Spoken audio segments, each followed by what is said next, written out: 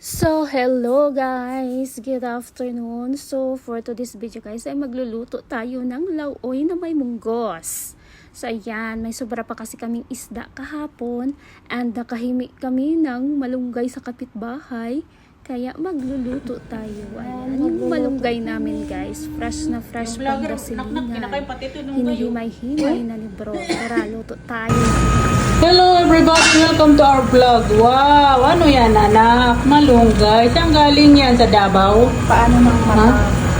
Tapos kasi, ang isa, hindi kasi kumakain ng may isda. Ano yan? Ano yung nakalagay dyan? Ang munggo lang? Munggo lang. Kasi pwede si bro ng munggo. Oo. Walang isda. Wala na isda. Ano ba yun? Tapos lagyan ko ng maraming. Ba't mo hindi hinimod yung ano? Yung ano malunggay yung sayang? Sayang gulay din yung. Yan, ay meron mo yan. Mga dahon-dahon. Hirapan nung punta ng Davao, papuntang. Galing pa po sa Amerika. Tingnan mo naman. Ba't walang sabaw? Ang sabaw dyan, ang ano natin, habol eh. Diyos mío, labado. Walang sabaw. Doon ka, saan mo lang? Walang sabaw.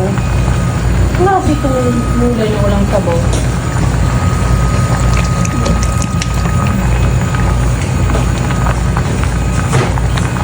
Saka may mga malunggay pa o sayang. Ilagay mo.